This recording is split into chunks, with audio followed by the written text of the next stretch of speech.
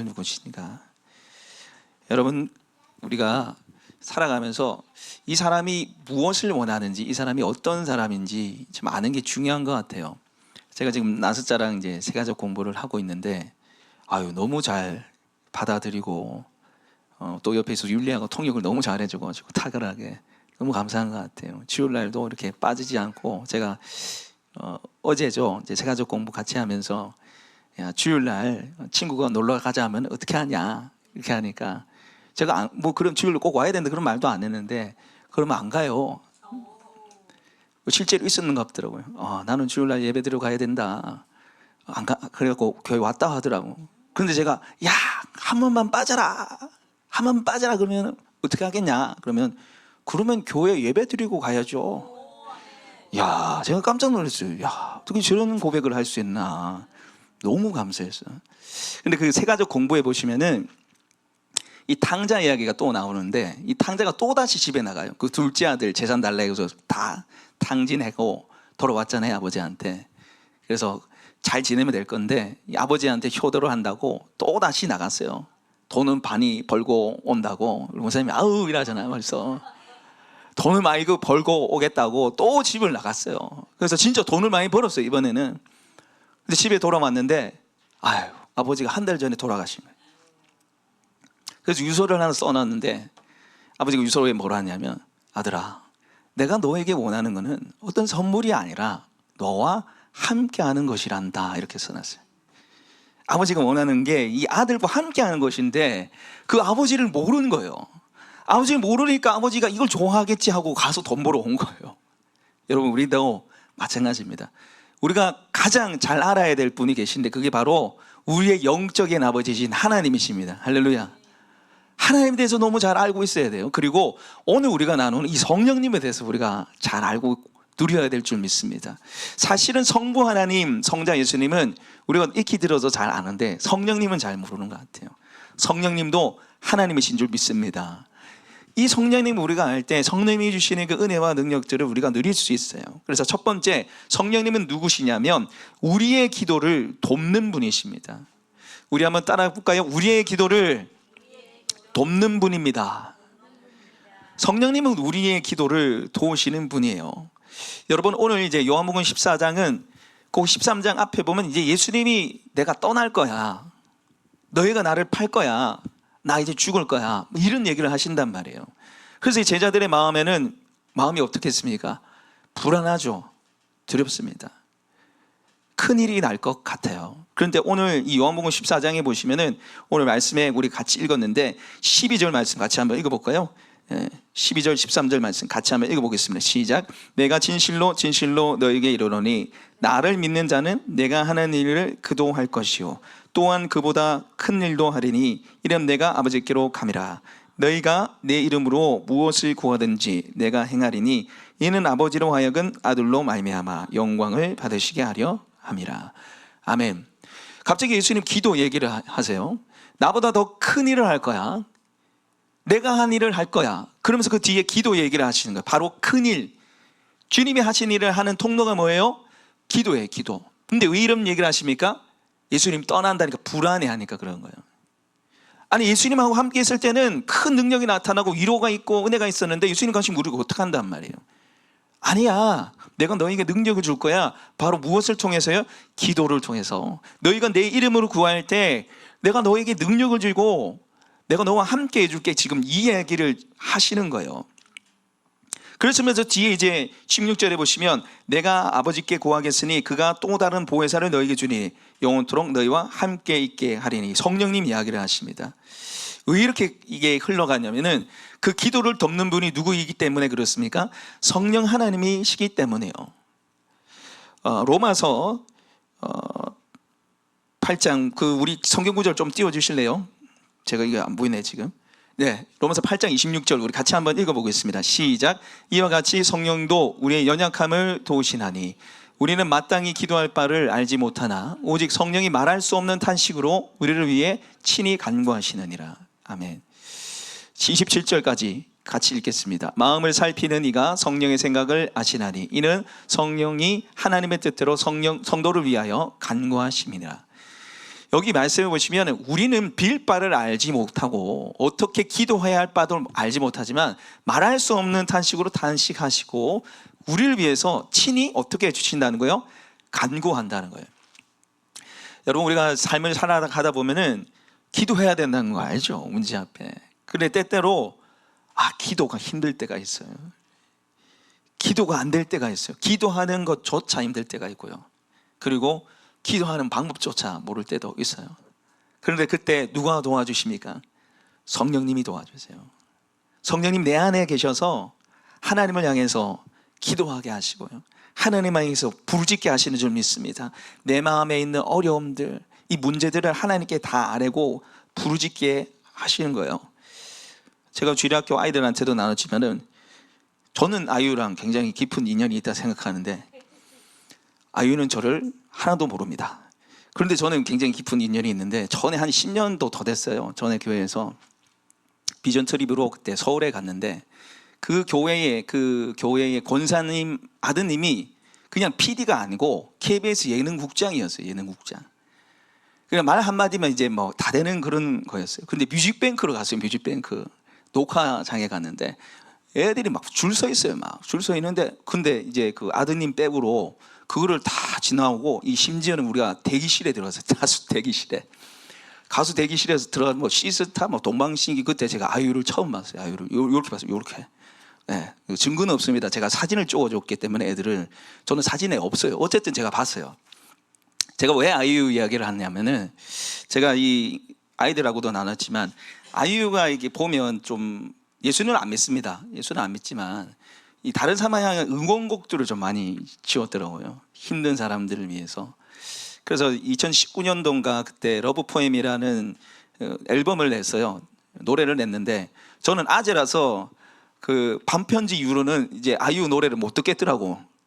이게 들어도 무슨 말인지 잘 모르고 반편지 이후로는 안 들었는데 제가 이 설교 준비하다가 갑자기 이게 떠오르는 거예요. 그냥 지나갔던 가사가 하나 스치면서 제 머리에 꽂히는데 뭐냐면 우는 법을 잃은 너에게, 이런 얘기가 있어요. 소리 내어 우는 법은 잃은 너를 위해 부를게. 다시 걸어갈 수 있도록, 다시 사랑할 수 있도록. 소리 내어 우는 법을 잃은 너에게, 이게 떠오르는 거예요. 저는 러브 포엠에 이거 뭐 어쩌다 한번 들었겠죠. 근데 이 가사가 생각나서 이게 저렇게 찾아봤는데 이게 꼭 성령님이 우리한테 하시는 것 같아요. 여러분, 우리가 정말 슬픔이 길어지고 깊어지면은 우는 게 안 돼요. 그런 경험 해보셨나요? 슬픔이 계속 이어지고 깊어지면은 울음조차 안 나요. 울 힘조차 없어요. 그런데 우리를 위해서 탄식하는 분이 있다 그래요. 나를 대신해서 우시는 분이 있다 그랬어요. 그분이 누굽니까? 성령님이세요. 이 가사에 나오는 것처럼 다시 사랑할 수 있도록, 다시 걸어갈 수 있도록 해주시는 분이 바로 성령 하나님이신 줄 믿습니다. 기도가 줄어들고 기도하는 것조차 힘드십니까? 성령님을 구하시길 바랍니다. 성령님이 여러분의 기도를 열어주시고 마땅히 빛발을 알게 하실 줄 믿습니다. 두 번째로 성령님은 누구신가? 두 번째로 우리와 영원토록 함께 하시는 분이십니다. 우리와 영원토록 함께 하시는 분이세요. 우리 요한복음 14장 16절 말씀 같이 한번 읽어보겠습니다. 요한복음 14장 16절 읽겠습니다. 시작. 내가 아버지께 구하겠으니 그가 또 다른 보혜사를 너에게 주사 영원토록 너희와 함께 있게 하리니. 아멘. 여기 보혜사가 바로 성령님을 의미합니다. 그런데 그 앞에 우리가 좀 주목해서 봐야 할 것은 또 다른이라고 했어요. 또 다른. 왜 또 다른이라고 얘기할까요? 여기서 이 또 다른은 언어던데 존재 자체는 다르지만 하는 역할은 똑같다는 거예요. 그러니까 이 성령님은 누구를 대신하는 거예요? 예수님을 대신하는 거예요. 예수님은 떠나지만 그 예수님을 대신해서 누가 오신다는 거예요? 성령님이 오시라는 거예요. 그래서 요한복음 16장 보면 예수님 뭐라 말씀하시면 내가 떠나는 것이 너에게 유익하다 그럽니다. 내가 떠나지 아니하면 그가 오시지 않는다 그랬어요. 그는 누굽니까? 보혜사예요. 보혜사 성령님. 자, 예수님이 이 땅에 계실 때는 몸을 입고 계셨잖아요. 그래서 시공간에 제약을 받았습니다. 예를 들어서 정말 예입니다. 예수님이 그 초림의 모습으로 우리 주안에게 오신다면은 다른 교회는 갈 수가 없어요. 그렇잖아요. 시공간의 제약을 받기 때문에. 근데 예수님이 십자가 죽으시고 부활하시고 승천하셔서 누굴 보냈습니까? 성령님을 보내셨어요. 성령님.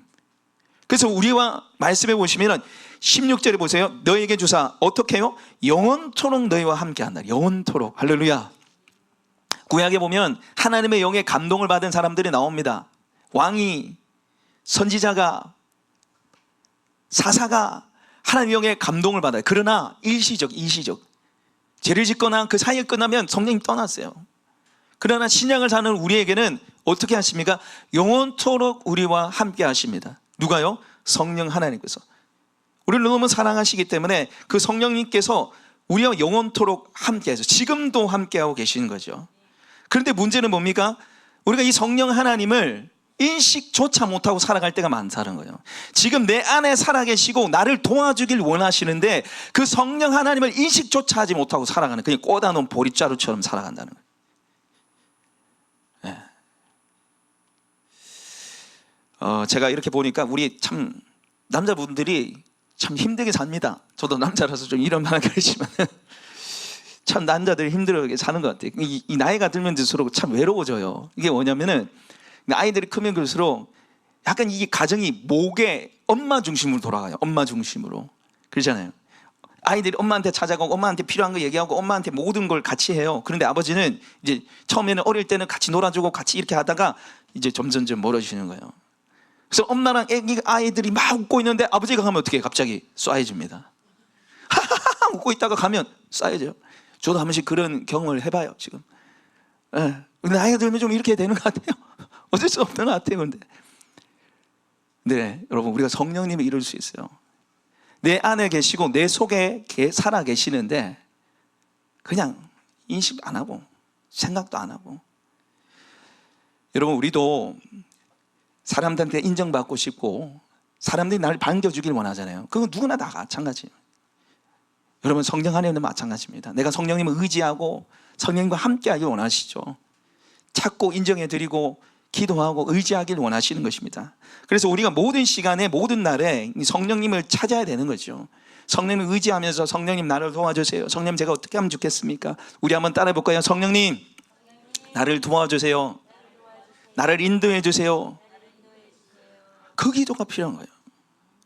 제가 금요일 오후에 한 성도님으로부터 이제 오빠가 천국 갔다는 연락을 들었습니다. 사실 이 오빠분은 어릴 때 이제 교회를 좀 다니시다가 이제 방황하고 주님을 떠났어요. 그러면서 이제 삶이 피폐해지고 몸이 다 망가져서 이제 얼마 안 남은 거예요. 이제 그러면서 저한테 이제 기도 부탁을 해서 이제 그 오빠가 예수 믿고 천국 갔으면 좋겠다. 그러게 제가 그러면 나도 기도하겠다 하고 제가 예수 영접 모임 복음을 전하겠다. 그 기회가 열려질 수 있도록, 그리고 예수 영접할 수 있도록 그렇게 얘기를 했습니다. 여러분, 만약에 여러분 가족 중에 뭐 여러분 부모님도 괜찮고 뭐 여러분 친척도 괜찮고 예수님 안 믿는 분들 계신다면은 복음을 들어야 할 분이 있다면은 저한테 얘기해 주시고 또 제가 기도하고 제가 제주도를 넘어서면 못 갈 것 같고 제주도 안으로는 제가 가겠습니다. 말씀하십시오. 예, 그게 제가 해야 할 일이기 때문에. 그리고 너무너무 행복해요, 제가 그렇게 하면. 어쨌든 복음이 필요한 가족들이 있다면 저한테 말씀하시면 저도 기도하고 하겠습니다. 그래서 부탁을 할 게 제가 한 달 정도 기도하고 갔어요. 사실 좀 긴장했습니다. 그전에는 뭐 이렇게 목사님 모신다 해도 다 안 받아들이고 성경책 읽지도 않으시고 다 그렇게 했거든요. 저도 살짝 이제 긴장하고 갔는데 이분이 이제 저를 만나겠다고 하시더라고요. 그래서 복음을 전했는데 예수님을 영접했어요. 그 자리에서 예수님 믿겠다 하고 또 한 달 전쯤에 제가 또 한 달 전쯤에 또 가서 이제 여쭤보니까 구원의 확신까지도 있어요. 오늘 죽어도 천국 간다고 그렇게 얘기를 하시더라고요. 그래서 이분이 이제 돌아가셔서 이제 총회 가셨는데 연락이 왔어요. 동산병원에 이제 장례식장에 이제 빈소를 차렸다고 하더라고요. 그러니까 제가 사실 좀 고민이 됐습니다. 이 장례식 갈까 말까. 왜냐하면 이분이 우리 교회 뭐 등록 교인도 아니고 제가 알기로는 이 가족도 다 예수님 믿거든요. 그래서 제가 갈 필요가 없는 거죠. 그래서 딱 한 명 걸리는 분이 있는데 이제 어머니 자식을 먼저 보내니 어머니가 마음에 걸리는 거예요. 그래서 하나님 제 마음에, 성령님 내 마음에 가서 위로를 해주라고. 왜냐하면 제가 복음을 전했잖아요. 제가 확증시킬 수 있잖아요. 이분 천국 갔다고, 아들 천국 갔다고 제가 확증시킬 수 있을 것 같아서 제가 갔습니다. 가면서 또 가기 전에 계속 성령님 저를 보내셨는데, 저를 통해서 이 어머니가 위로를 받을 수 있길 바랍니다. 저를 위로의 통로로, 성령님 위로하시는 분이니까 저를 위로의 통로로 좀 사용해 주세요. 제가 그렇게 계속 기도하면서, 차 안에서도 기도하면서 갔던 것 같아요. 그래서 가서 이제 제가 가기 전에 전화를 확인을 해봤어요. 그러니까 어머니 장례식장에 계시냐고. 부모님들 사실은 이제 자녀가 천국 가면 부모님들 안 계시는 케이스들이 있더라고요. 그래서 계시다 하더라고. 그러면 이제 하나님 뜻이다 하고 제가 갔어요. 그래서 제가 어머니를 만나서 위로해드리고 싶다 하고 갔는데, 저는 어머니만 만나려고 했어요. 어머니만. 그렇게 얘기를 했고, 그러니까 가니까 갑자기 예배를 인도해 달라는 거예요. 예배를. 제가 즉석에서 이제 다행히도 제가 성경을 들고 갔습니다. 저는 장례식장 가면 불신자라도 성경 들고 와요. 왜냐하면 갑자기 예배 드리려 달라 하거든요. 진짜 불교 막 다 차리 났는데 예배 드리려 달라면 어떻게 합니까? 예배 드려야지, 복음을 전해야 되니까.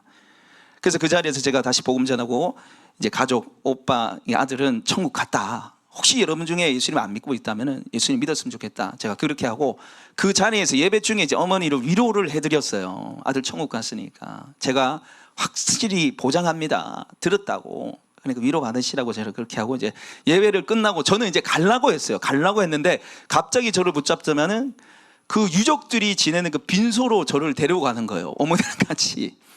그래서 제가 가면서 이제 할 말 다 했는데 분명히 나는 위로가 끝났는데 이 무슨 말을 하지 해가지고, 그 어머니랑 그 이제 아까 얘기한 그 성도님이랑 뭐 조카랑 이러자 한 4-5명 그 이제 안에 들어갔어요. 그래서 있는데 제가, 야, 이게 무슨 말을 해야 될지 모르겠는데 왜 말 다 했는데, 근데 알고 보니까 이분이 기가 어두워서 하나도 못 들은 거예요.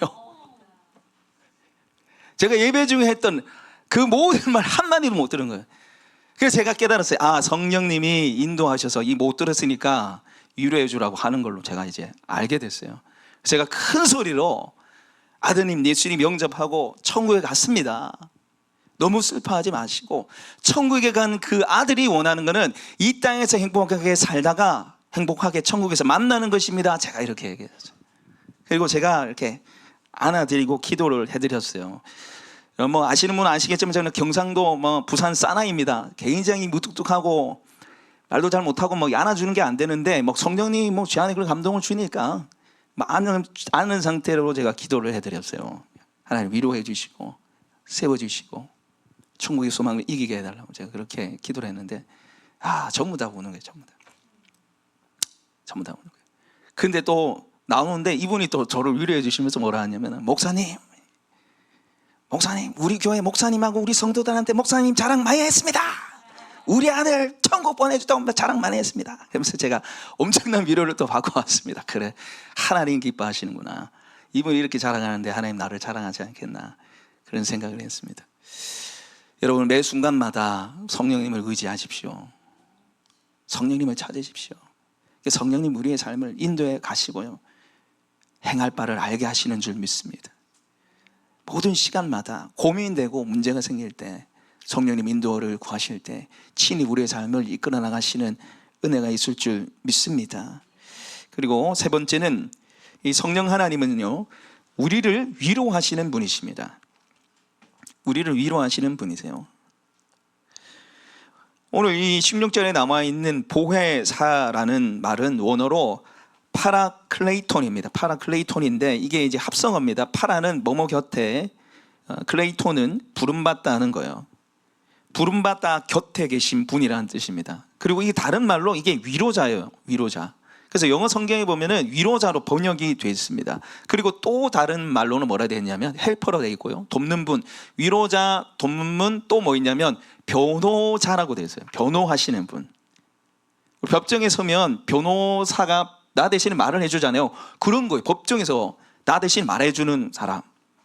그런데 제가 이거 말씀을 묵상하고 준비하면서 뭘 느꼈냐면 이게 다 똑같은 거예요.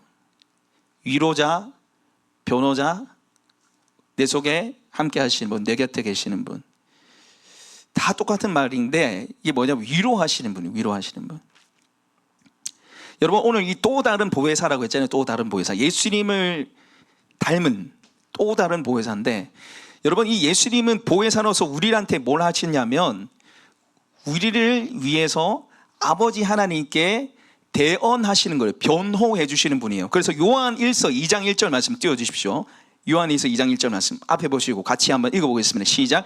나의 자녀들아, 내가 이것을 너에게 쓰면 너희로 죄를 범하지 않게 하려 함이라.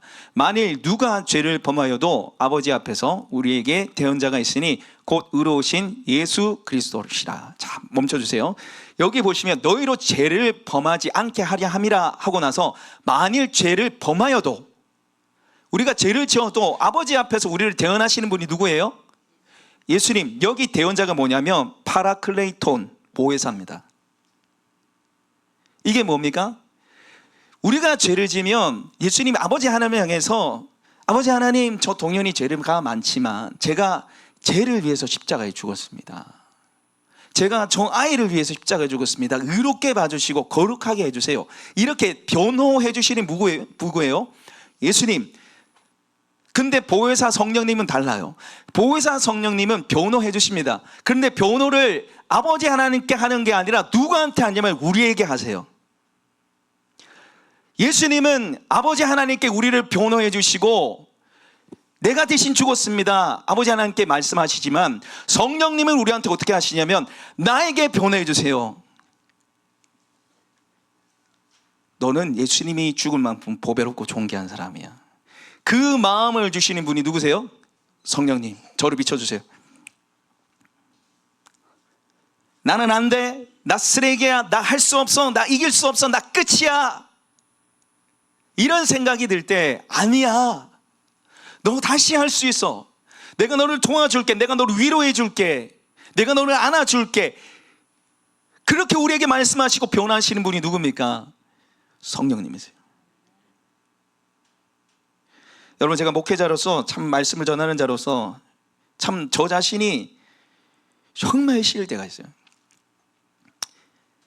진심으로 목회를 그만두는 게 하나님께 영광이겠다 때가 있어요. 죄를 너무 많이 짓고 막 실수가 많고 이러니까 막 제 자신이 막 징글징글할 때가 있어요. 막 징글징글할 때가 있어요. 그래서 막 나는 목회 안 하는 게 낫겠다, 말씀 안 전하는 게 낫겠다. 막 거룩하신 하나님의 말씀 전하는데 막 제가 막 죄덩어리고, 하나님의 말씀 진리인데 제 안에 거짓이 가득하고, 이거 막 감당이 안 되는 거, 제가 감당이 안 되는 거예요. 자주는 아닙니다. 걱정하실 필요는 없는데 제가 한 번씩 이럴 때가 있어요. 목회 그만두는 게 하나님께 영광이고, 거룩하신 말씀을 내 입이 더러 빠졌는데 불평불만에 비판 정죄가 가득한 입술로 어떻게 거룩한 하나님의 말씀을 전할 수 있느냐, 막 그런 생각이 막 들 때가 있어요. 그런데 이게 기도하다 보면은 성령님 저한테 뭐라 하시냐, 하나님, 저는 거룩하신 하나님의 말씀을 전할 수 없는 더러운 존재입니다. 이 더러운 존재입니다. 추악한 존재입니다. 저는 할 수 없어요. 저는 안 돼요. 그러니까 내가 있는 거야. 그러니까 내가 너를 도와주는 거야.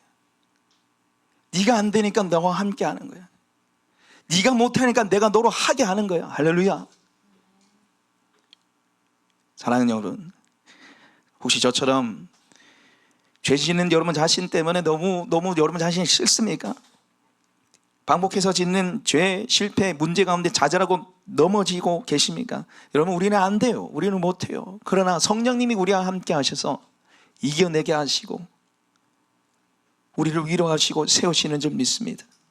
내가 못하고 안 되고 실패가 넘어지니까 성령님 내 안에 계시는 거예요.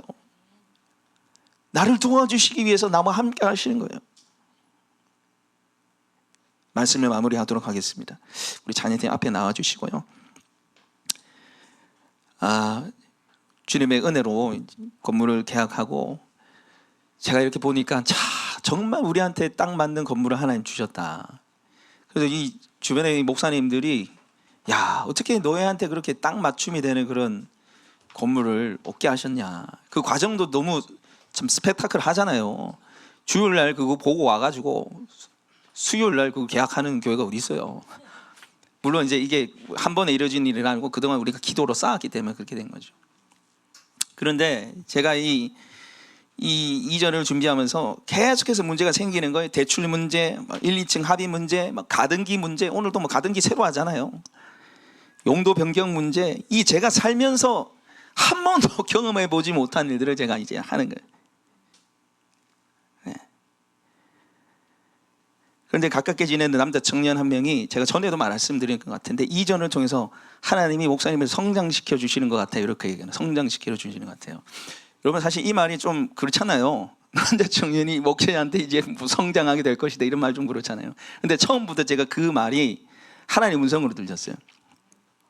그런데 이게 뭘 성장시키냐, 이게 이해가 안 되는 거예요. 며칠 전에 또 제가 구체적으로 어려움들을 안 나눴고 그냥 기도만 해달라고 했는데, 성장시켜 주시고 이게 도대체 뭐냐, 그런 생각이 들었어요.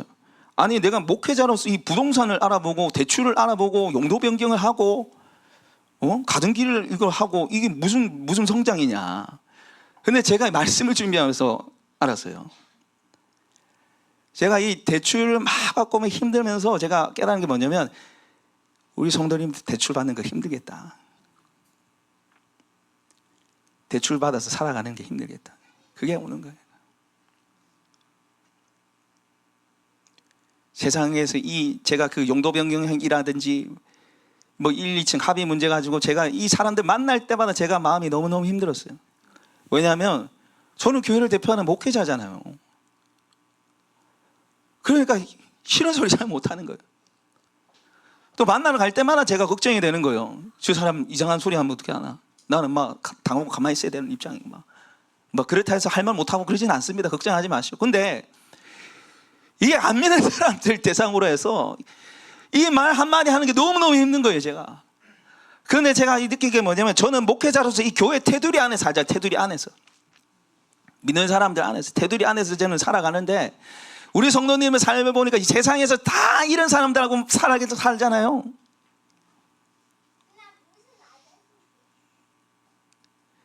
세상에서 살아가면서 예수 안 믿는 사람들, 그 야가 빠진 사람들, 어떻게 하면 자기 거 하나 더 챙길까, 나한테 손해를 끼치고, 그래 나는 예수 믿는 사람이고 좀 당해야 되고, 아쉬운 소리 말하는 게 그렇게 힘들고. 저는 이 준비하면서 우리 성도님의 삶이 이렇구나, 우리 성도님들의 삶이 이렇구나. 그러면서 제가 저절로 이제 기도가 나오는 거예요. 하나님, 우리 성도님들 위로해 주세요. 성령님, 우리 성도님들 안아주세요. 얼마나 세상에서 살아가는 게 힘들겠습니까? 이 야국강식의 삶에서, 이 강한 자만 살아남는 세상에서, 외모로 판단하고 정죄하는 이 세상에서 이 살아가는 삶이 얼마나 힘들겠습니까? 주님 위로해 주시고 어루만져 주시옵소서. 주님 일으켜 세워 주시옵소서. 이 허망하고 허무한 이 가슴들을 성령으로 채워주시고, 내일에 대한 걱정과 열매로 가득한 우리 성도님의 삶들을 주님 부활의 소망으로 이끄시고 성령으로 인도해 주십시오. 그런 기도가 됐습니다. 사랑하는 여러분, 이 시간에 성령님이 여러분을 위로하시길 원하십니다. 여러분의 마음을 만지시길 원하세요. 여러분을 이렇게 세우시길 원하시고 은혜와 능력과 힘을 주길 원하세요. 내가 너를 안아주고, 내가 너를 도와주고, 내가 너와 함께 해줄게. 내가 너를 안고 불 가운데 물 가운데 지나게 해줄게. 내가 너의 힘이 되어줄게. 사랑하는 여러분, 부디 오늘 여러분을 향해서 찾아오시는 그 성령 하나님의 음성을 들으시길 바랍니다. 성령 하나님의 내미는 손을 붙잡으시길 원합니다. 우리가 이 시간에 함께 찬양하면서 나갔으면 좋겠는데요, 우리 성령이 오셨네 함께 찬양했으면 좋겠습니다.